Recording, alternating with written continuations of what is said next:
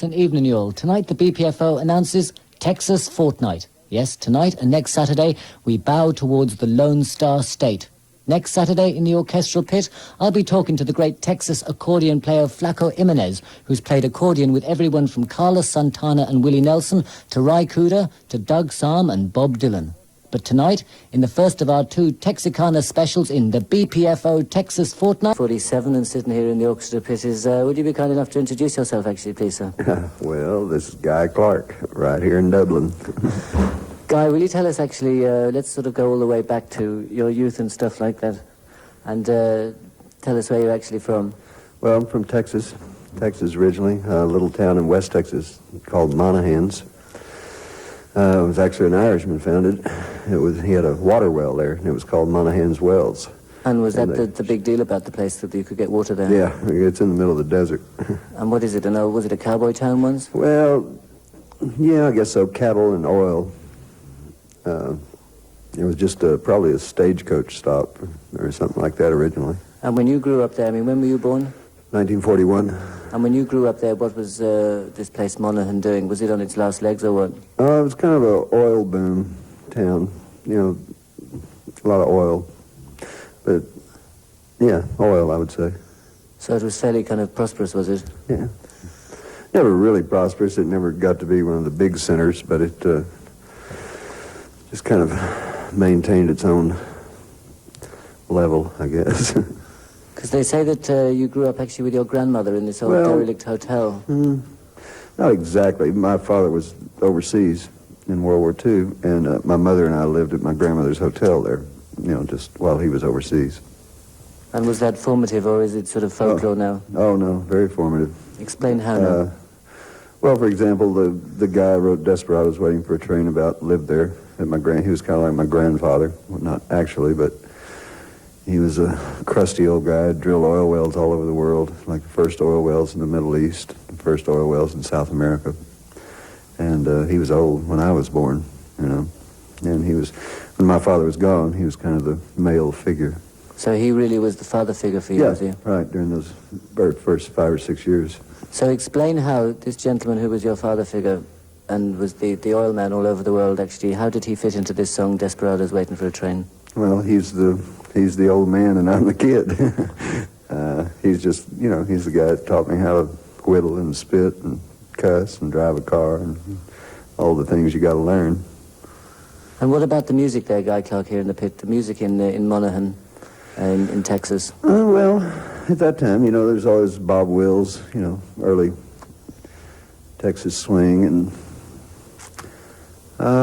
my grandmother played church music on the piano. And what was that? Was that very sort of, what was it, a sort of descendant of the Appalachian music or what? The church music? No, I don't know where it's all pretty much the same everywhere, I guess. But was it sort of sackcloth and sin, or was it joyful, or how did it work? I think more joyful than anything, yeah. So growing up in a place like that, did you hear the music off the radio, or were there millions of honky-tonks, or what? Well, I would say the radio and the jukebox, in the little bars where I would go. And how come it was more country than rock and roll or something like that? Well, there wasn't any rock and roll in 1946, 47, 48. Yeah, but you were only a toddler then, weren't you, anyway? Yeah, but then, the influence, Hank Williams showed up in the early 50s. First time I heard Rock Around the Clock was in Monahans, And what was the feeling hearing that? Oh, boy, that was great. You're mad for it? Yeah. A whole new world opened up. And do you recall were any of the folk there giving out about this dreadful music and how it shouldn't be allowed and blah, blah, blah? No, I don't remember any of that. It was there. Neither of my parents were really musical, and I didn't start playing until I was 17. To play, what happened? I was around some people that played acoustic guitars and sang Mexican music. First year I played the guitar, all I knew were Mexican songs. Really? Yeah. Like what now? Give us an example of one. Malagueña Salarosa and a song called Jalisco. Just that mariachi music from South Texas. And the words were Mexican too, were they? Uh-huh. And you sang in Mexican? Mm-hmm. And was that difficult, or did you know lots of Mexican folk? Well, I grew up in that part of the country, and you learn to speak it. Yeah. And what is it? It's guitar music, is it? Yeah, yeah. And how many people would play together? Oh, they'd have trios and quartets, you know. They'd have a big guitarón, which is a big bass instrument, and then a couple of guitars, and then a requinto guitar, which is a small tenor guitar, I guess. And did they have accordions and stuff as well? Some of the bigger bands did, yeah. But that was kind of a big deal, was it? Yeah. Accordion's pretty expensive. So when you're 17 then and playing, did you decide at that point to have a bash at making a living out of it? No, not then. I was getting into traditional folk music, you know. I was always a folk singer. Was it like the Carter family or something? Well, yeah, I mean, all kinds of, a lot of Irish and English ballads, you know, that kind of stuff. Blues, traditional blues, Lightning Hopkins, Mance Lipscomb, those guys were in Houston. So it's an incredibly wide area, isn't it? Yeah, yeah, and the Cajun influence. I really like classical music. I like all kinds of music. And how did you aim yourself into one kind of direction, the country direction? Well, I don't know if it's kind of labeled country simply because I wound up in Nashville, but I mean, it's basically based in folk music, you know. I mean, I'm a songwriter, and I just write about things things that happen to me, things I know about. And what happened? Did you decide to leave this place, Monaghan? Well, let's see how that all came about. My father went to law school, and when he graduated law school, we moved down to the Texas coast in Rockport, about halfway down the Texas coast, which is from the 6th grade on. And then after I got out of school, I moved to Houston. That's when I got into the folk music scene. Because that must have been a huge place compared to where you'd been. Oh, boy. Bright lights, big city. Yeah, you bet. End of the earth. And do you remember the first people you saw there? Yeah. Started going to the Houston Folklore Society, and with John Lomax, the old man John. Who is John Lomax? Is he anything to do with the folk collector? Yeah, that's the family, yeah. Do you want to explain him for people who may not be familiar? Well, his father, John Lomax, was one of the first, collected the first cowboy songs, you know, back in the early 20s. He's the guy that recorded Lead Belly in prison. And then he had two sons, John and Alan, who, Alan, you know, continued on. I mean, they literally went around with tape recorders, didn't they? Yeah. Getting guys in the fields and stuff. Yep. So that was a great influence. And then also there in Houston, like I said, were Lightning Hopkins and Mance Lipscomb. And were you kind of new boy in town then? Oh, yeah, I was just a kid, you know, 20, 21.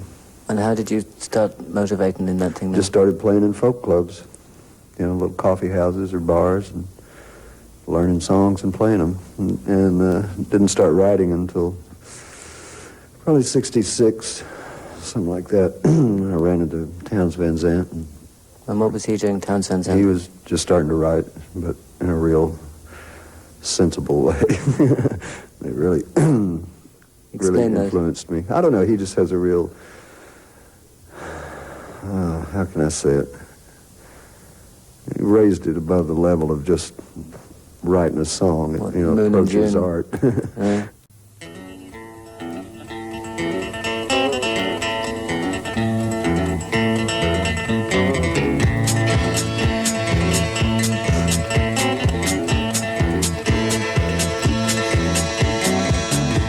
Now the Houston kid has got a new pair of jeans, but he just got no soap, he got no washing machine. And the Houston kid is feeling tight and is mean, and he's trying to figure out how his pants got clean.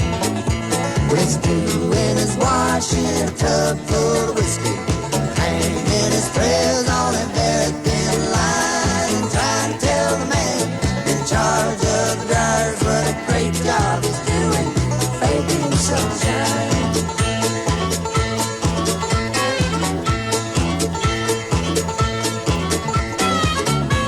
Now the Houston kid, it seems hard-pressed, 'cause he hit the world naked, now he's headed back dressed as a Houston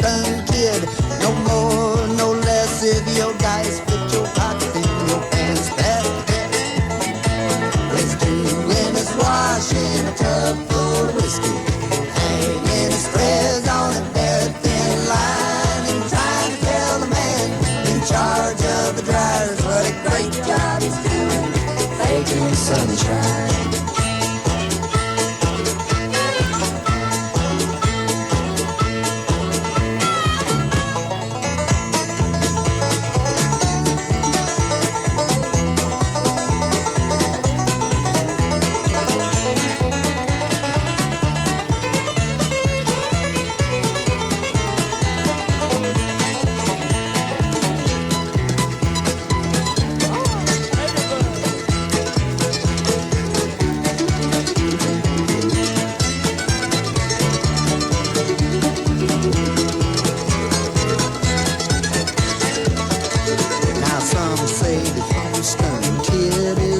But if you got to do your wash, then you got to pay some rent. So the Houston kid, he just up and it went, and love could not buy back the dimes that it spent. 'Cause he's doing his washing in a tub full of whiskey, hanging his prayers on a very thin line, and trying to tell the man in charge of the dryers what a great job he's doing, making sunshine.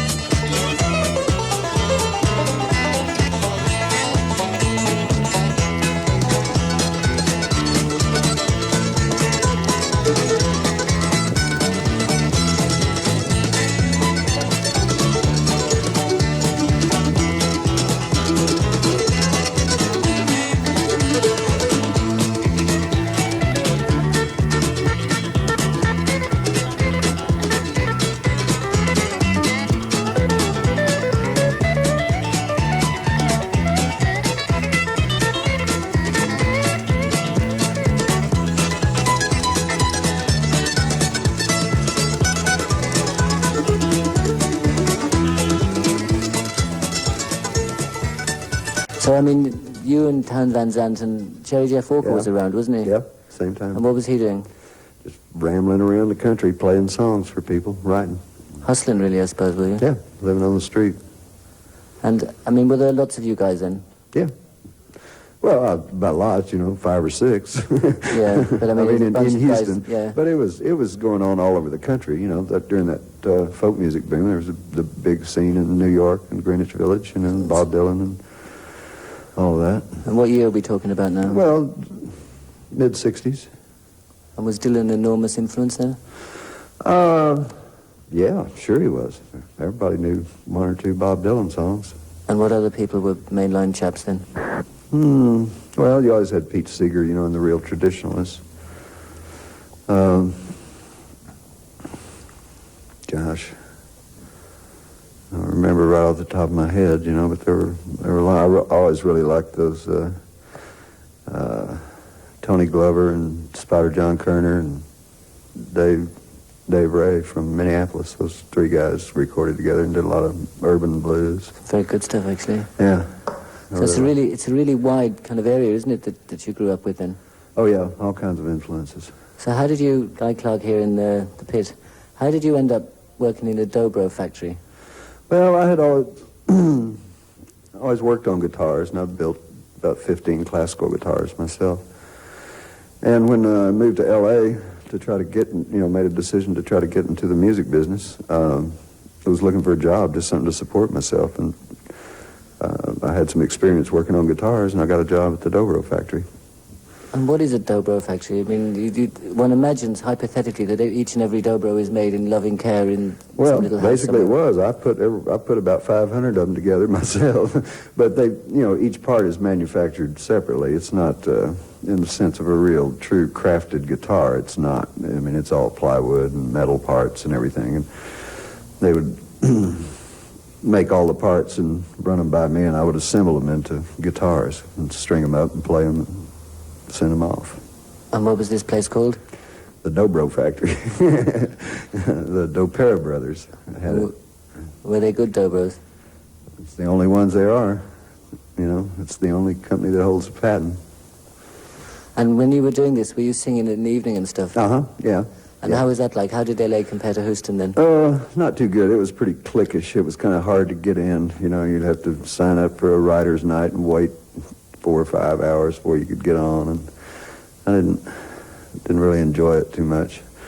But that was where I was going into LA every day to the publishing companies, playing for publishers, trying to get some kind of writing deal, which I eventually did. And the company I was with, Sunbury Music, which was RCA's publishing company, they had offices in New York, LA, or Nashville. And they just said, "Where do you want to live?" And I just said Nashville. You know. And what, they shipped you down there, did they? Yeah. So at this point in time, had you decided to be a writer rather than a performer, or did you feel that writing... No, I always wanted to do both. Because, I mean, the only reason I write is to play them for people. I wouldn't have any reason to write if I didn't go out and play them. I don't like just sitting and writing. But I like some of each, a combination of both. So then you go down to Nashville. When is this about? 71. And what was it like down there? It was great. I mean, it's real accessible. It's real... All the music business is sort of centrally located and real easy going. If you want to go see Chet Atkins, you can go see him, I mean, you don't have to go through 2 armed guards and 3 armed secretaries to get there. And it's, over the years, it's really creative.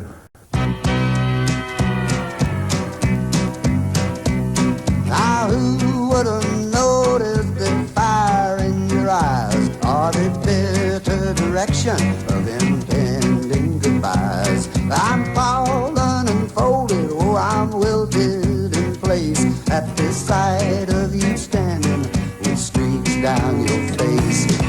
Heart broke, running from the reason you got your heart broke. Don't give up on believing in the heart broke. Whoa, you kept me from leaving with my heart broke. Now pride is a bitch and a bore when you're lonely. Sheer madness prevails upon reason to yield. Well, but all is not lost, it's only mistaken. That small consolation, but I know just how you feel. You got your heart broke and go running from the reason. You got your heart broke. Don't give up on believing in the heart broke. Whoa, you kept me from leaving with my heart broke.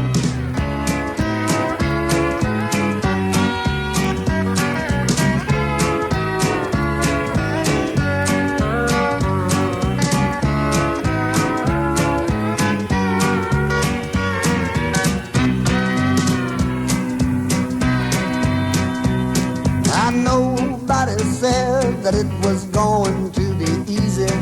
We all have feelings that need a softer touch. But nobody said that it would not be worth it.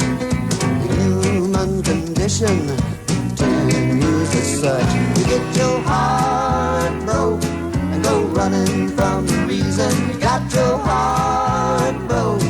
Don't give up on believing in the heart broke. Whoa, you kept me from leaving with my heart broke.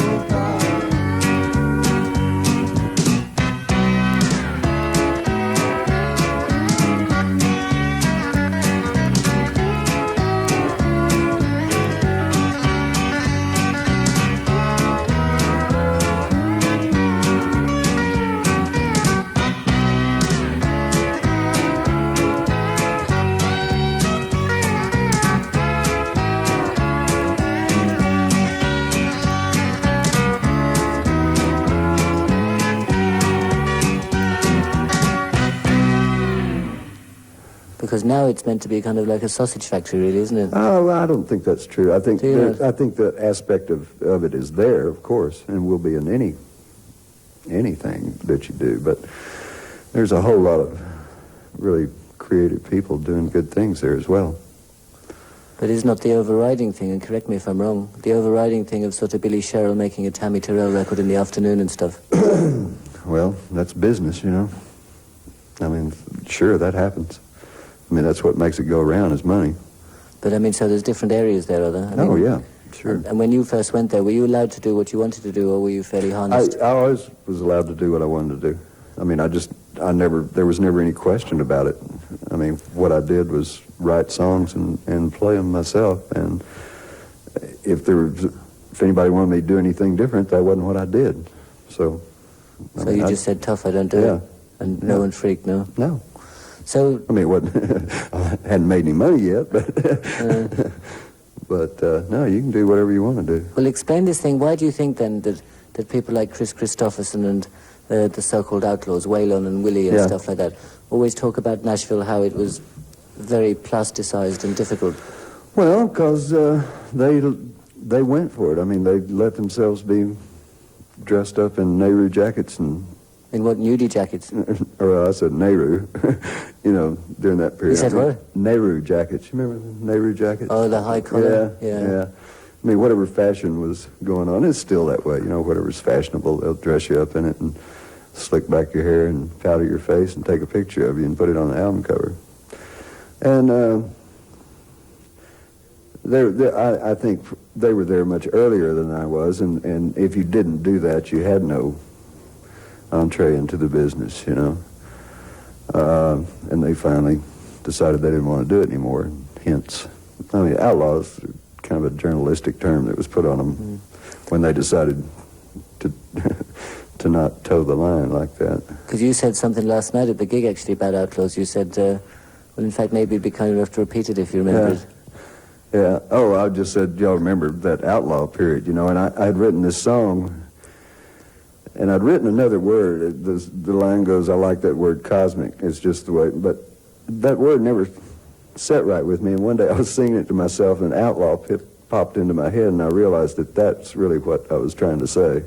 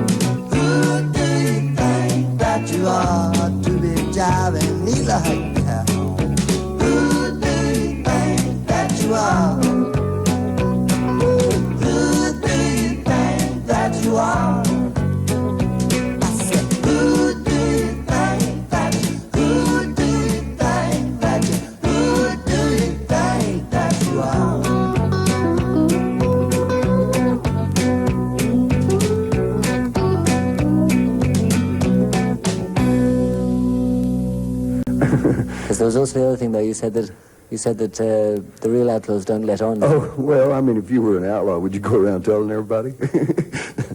So is that all kind of... those guys, they didn't make that term up for themselves. A journalist made it up, and the record companies thought it sounded good, so they stuck it on everything. I mean, they didn't call themselves that. So it's simply a marketing device? Yeah. Kind of like a hula hoop. Can I ask you, Guy Clark, I mean, looking at you seem sort of a fairly respectable-looking dude and everything like that, right? Yeah, well, yet, I didn't have any dirty clothes left. Did you know? A lot of the time you write about fairly sort of down-home, low-life situations and everything, and hookers and things like that. What for you is the attraction of that area of things? Well, I mean, it's a lot of things I've experienced, you know. I mean, I've been a hippie in San Francisco and lived on the street, you know, pretty... What was that like? Tough. Was it? Hard. So it wasn't all Nirvana, no? Not a bit of it. Explain it a bit, would you? Well, I lived in San Francisco in 68, I guess, right at the Flower Power. end of that scene, working in a guitar shop. It's quite a scene, you know. It's an experience I'll not forget. And had the dream gone sour at that point then? Oh, yeah. Yeah. I mean, that was pie in the sky stuff. I mean, that didn't... I mean, I think everybody's for peace and love, but you also got to have a job or do something. You know, it doesn't just fall out of the sky. And what state was San Francisco in at this point then? Was it people California. wandering... Yeah, well, California. No, what do you mean? Well, I mean, was it sort of people wandering around with no shoes and VD and stuff, or what? Mm-hmm. A lot of that. Yeah. Yeah. Pretty crazy. And so is that, I mean, you were just drawn to that? I just wanted to experience it, go see what was going on. So I did. And did anyone ever say, look, you shouldn't be writing about this, you should be writing about holding hands and stuff like that? No, nobody. The overriding impression I'm getting now is that really a lot of the things that we've been told about Nashville, about how sort of plastic and sausage machine and stuff we were mentioning a few minutes ago, is not entirely true then? No, I don't think so. And I've been living there 15 years. You know, I mean, there is that part of it for sure. I mean, that part does exist, but you don't have to be that. I mean, you can get by and write quality work. A lot of people do. There are a lot of good songs come out of Nashville. The Gambler's a great song. You know, a guy named Don Schlitz wrote it. I mean, that's a well-written song, even though it's kind of might be cartoony. You know, it's so well-known, but if you take that song back to when you first heard it before it was a hit, it's a great song. A lot of Dolly Parton songs are just she's brilliant. Marvelous songs, you know. And there's also a lot of just junk. But most of the junk you hear is people trying to copy good songs. Well, let's write something that sounds just like He Stopped Loving Her Today, you know, which is a good song. So you wind up with something that's kind of half-assed, you know, and not very good. And so what you wind up with is about 10% good quality work, and the other 90%'s trying to knock it off. But you mentioned excuse me. You mentioned Dolly Parton, Guy Clark. I mean, it seems to me that when she, earlier on in her career, when she was writing songs, like Jolene and Coat of Many Colours and stuff, it was much better than what she's doing now, which is going in and recording an album of songs like Save the Last Dance. I must agree, but I think she's still a quality writer. I mean, 9 to 5. That's a great song. 2 Doors Down. Great song, you know. I mean, she can write. But I must agree with you that it's kind of getting pretty syrupy in certain... And what happens to those people? Gosh, I don't know. Do they go for the easy buck or something after a while, or they settle down? I don't know. I don't think Dolly Parton's going for an easy buck. She's really ambitious, hard-working businesswoman. I mean, she works hard. There's nothing easy, nothing easy about what she's doing. I mean, she may be making mistakes or wrong, value judgments, but nothing that impugns her integrity. She's just out there working and learning, and everybody makes mistakes. But I think she's working hard. So has it been very useful for you, the things you've done, like making the Dobros, growing up in Houston? Sure, everything. I mean, everything's an experience that you can draw on, learn something from, whether it's to do it again or not to do it again. Because I believe you were an art director for a while in the TV station. Yeah. What was that all about? It's just something that's always come very naturally to me, a graphic kind of thing, and I just started doing it. Went to work. I had a friend at work was an art director for a TV station. Went to work for him, got the experience, and then went to work for another TV station. And what kind of stuff were you doing for them? Just the whole graphic image of the station, all the sets, all the advertising in the paper, the billboards, business card, everything, the whole graphic image. But all this stuff you were doing was all kind of sideways and supportive to the music, was it? Well, I was playing at night, yeah. And did you always know in your heart of hearts that you'd end up... I didn't always know it, but there was a certain point in my life where I had to make that decision. When I was about 30, I had to decide that I was going to at least try it. That was quite late, really, wasn't it? Yeah. And how did your friends react and everything? Oh,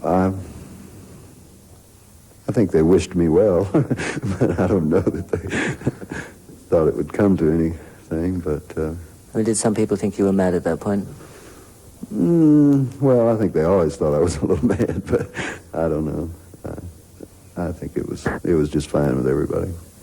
What about this thing, Guy Clark, about how a lot of the country people are meant to be as eccentric, if not more so, than some of the rock and rollers and stuff? Well, it takes a pretty crazy person to want to get up on stage and play for folks and go ride around in a bus 300 days a year, and it can make you crazy. So I guess they are eccentric. I mean, have you seen that happen to people? Sure. Like who now? Me. I mean, it's driven me crazy before, trying to do it too much. But, I mean, I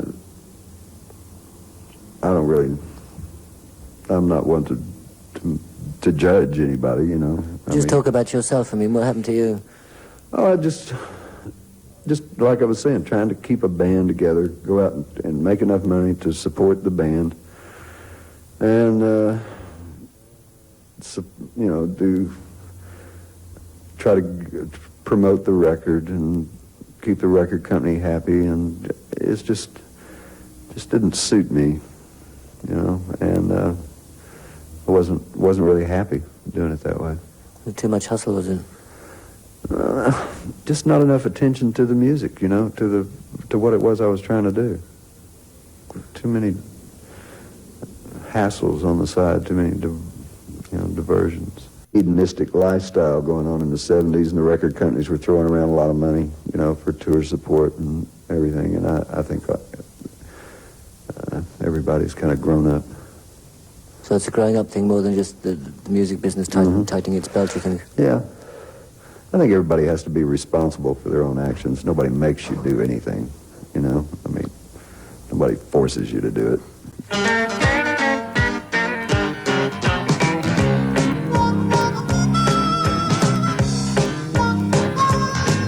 had a friend named Bill Campbell who used to rob, steal, and gamble. And on the side he begged, so he mopped up.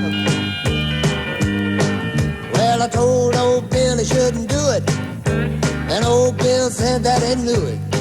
So he started begging with a bucket instead of a cup. He's in the jailhouse now. He's in the jailhouse now. Lord, old Bill's luck was dug when he wore a tuxedo to the country club. He's in the jailhouse now.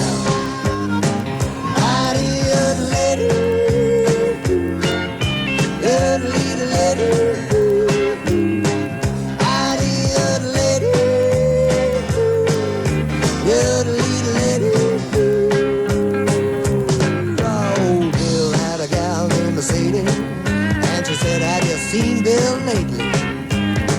No, I don't believe that he's about. Well, old Sadie went down to the jail. It was just to pay his bail. And she whispered, Sheriff, please don't let him out. He's in in the jailhouse now. He's in the jailhouse now. Loud and wild, old bills they weigh. Say he's with the sheriff every day. He's in the jailhouse now. Yodelady, yodelady, yodelady, yodelady. All right.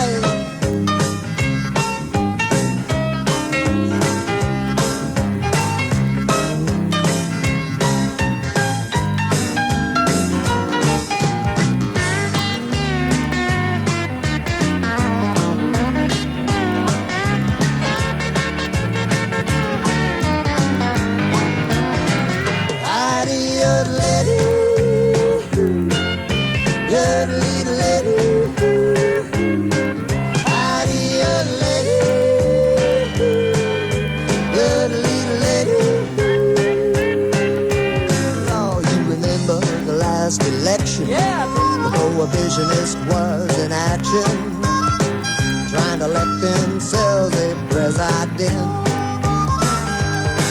And Bill Campbell and John Austin, they rode from New Orleans to Boston, and they bought them a bottle in every settlement. In the jailhouse now, in the jailhouse now. They caught him down by the railroad track, stealing a train just to haul it back in the jailhouse now.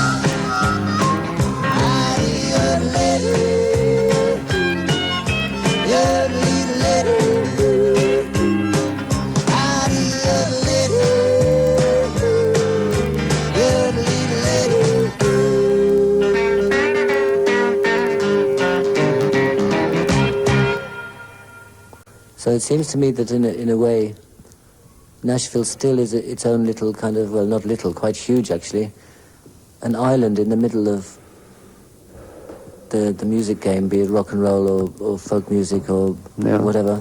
Does that still pertain? That it's its own little state, nearly?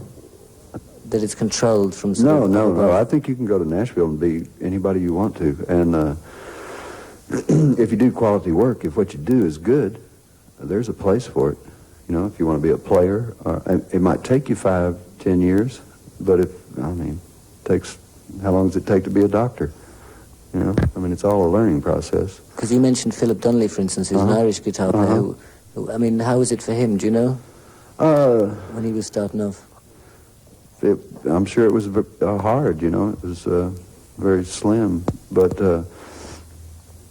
it's the kind of thing, if you stick with it and keep doing better work and making yourself available, and you know that you'll come up with a measure of success.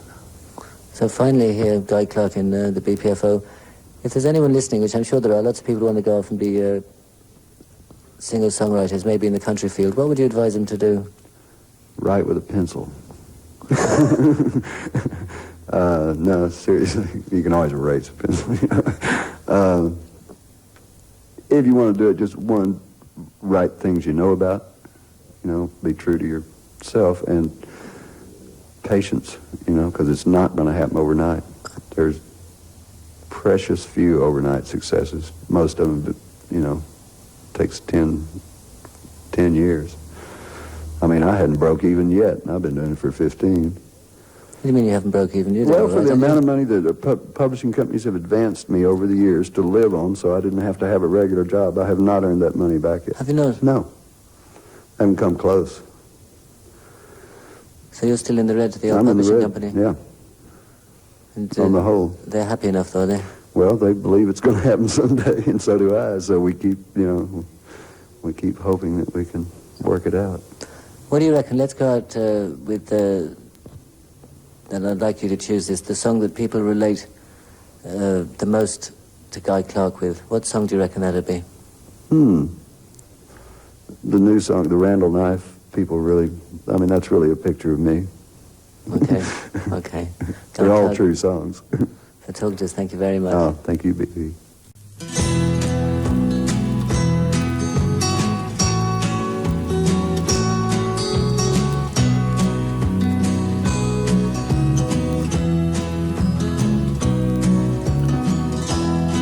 father had a Randall knife. My mother gave it to him when he went off to World War II to save us all from ruin.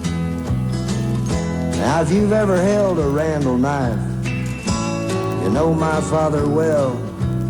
And if a better blade was ever made, it was probably forged in hell. My father was a good man. He was a lawyer by his trade. And only once did I ever see him misuse the blade. Well, it almost cut his thumb off when he took it for a tool. While the knife was made for darker things, you could not bend the rules. Well, he let me take it camping once on a Boy Scout jamboree. I broke a half an inch off trying to stick it in a tree.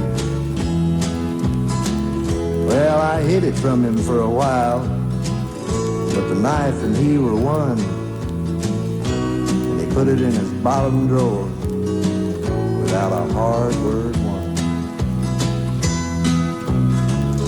There it slept, there it stayed for 20 some odd years. It's sort of like Excalibur, except waiting for a tear.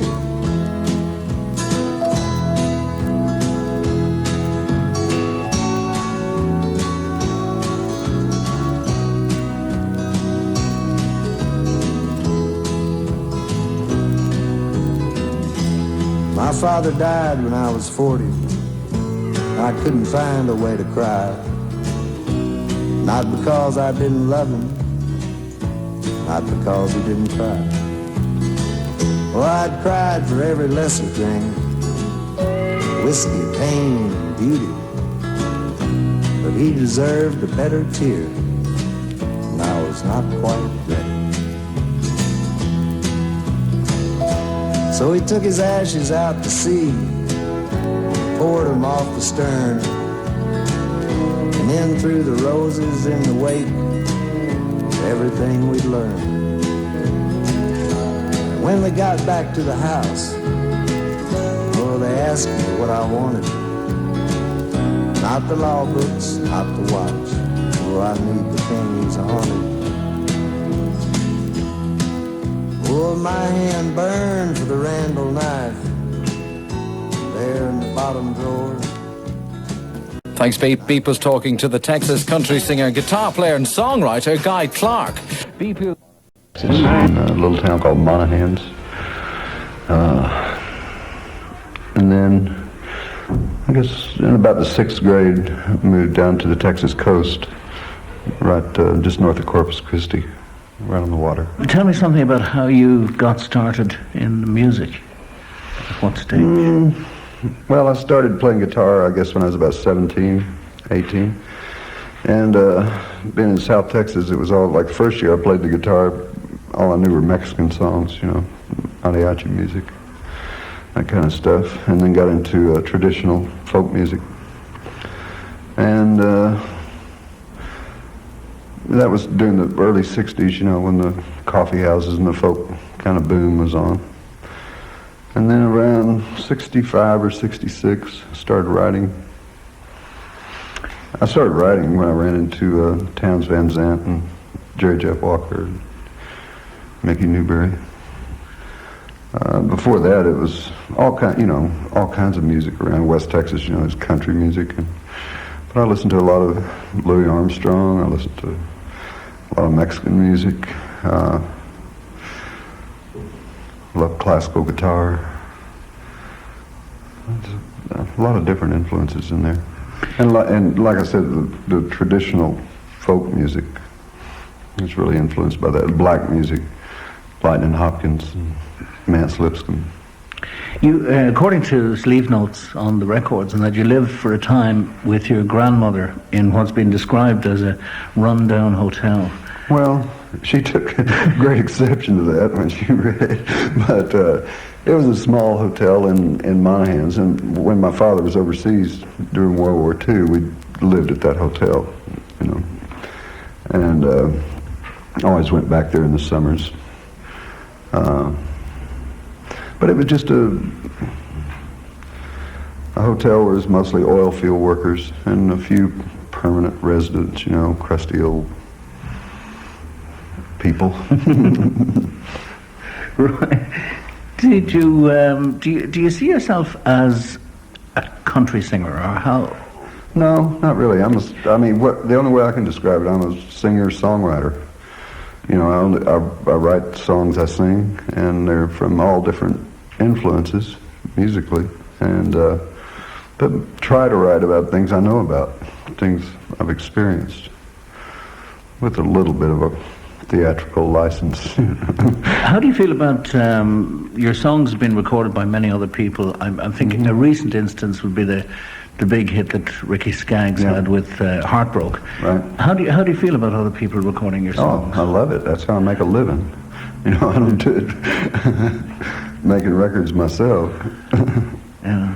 No, that's always flattering to have that happen. You recorded an album in Nashville in 1971.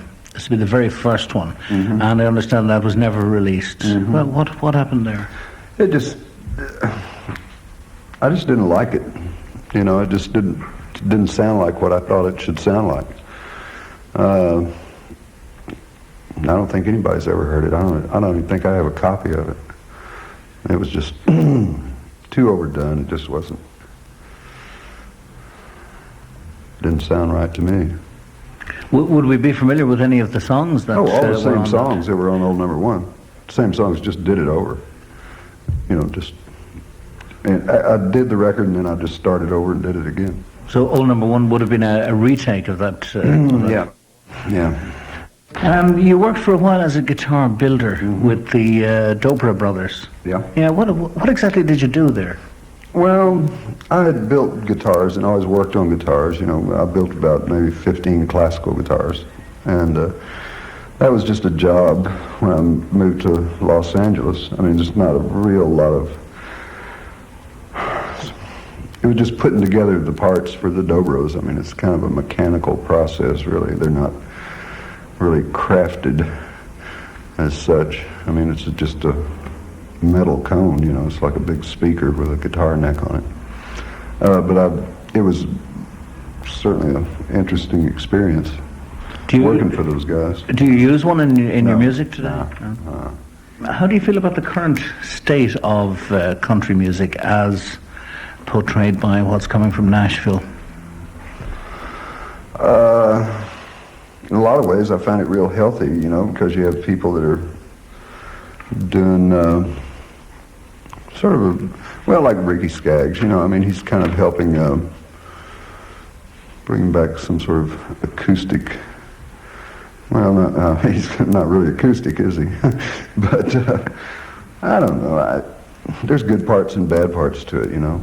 I mean, there's so many different kinds of music under the banner of country music now. I mean, 10 years ago would have been rock and roll. It's being called country music. But that's fine. To me, it doesn't matter what they call it, you know, just good work is what I like, and I don't care how you label it. Do you find with a lot of country music deals with basically the same subjects, sad songs, cheating songs, and so on? Yeah, it does. Is it difficult then to write in this idiom and get a different slant on it? Well, like I said, I don't consider really what I do strict country music, as you know, like George Jones or like that. I'm a songwriter, and I write about things I know about or things that touch me. You know. You're living in Nashville, right? And have been for about 15 years. What's it like? Is it a real musician's town? Yeah. Well, it's great players, great studios. The music community is pretty small and compact, and it's very accessible. It's not like Los Angeles or New York. You know, you don't have to go through 2 armed guards and 3 armed secretaries to see Chet Atkins if you want to. You just go see him, and it's fun. You know, it's real nice. Very creative kind of atmosphere. A lot going on. We were talking earlier on about the one of your early releases, the one that's considered by most people to be a classic, the old number one. And you were saying you had some plans for re-recording that. Well, I don't know if they're plans. It's a thought I've had, you know. The record company won't put it out. I mean, it's inaccessible. People can't get it, so I was thinking about just going back in and doing it again, which doesn't seem like it would be too hard to do. I know all of them. So, and do it very simply, though, you know, not with the big production, but maybe just, you know, 2 or 3 pieces. I know this is your first time in Ireland, and you may not be aware of it, but you're probably best known here through your songwriting, and certainly through a version of one of your songs, Desperados, recorded by Freddie White here. Yeah, I wasn't aware of that. I didn't know until I got here. Someone told me about it. You haven't heard his version? Not at all. I didn't. Well, tell me about that song. A song about a man who lived at my grandmother's hotel, and he was just kind of like part of the family. He wasn't really my grandfather or anything, but he was part of the family. And as I was saying before, when my father was overseas, he was kind of the male role model that I had, and he drilled oil wells all over the world. He drilled the first oil wells in the Middle East and back in the 20s and in South America, and he was old when I was born, you know. And he was just like my grandfather, in a true song. Guy Clark, thanks very much for talking to us today. Oh, my pleasure. Thanks for coming.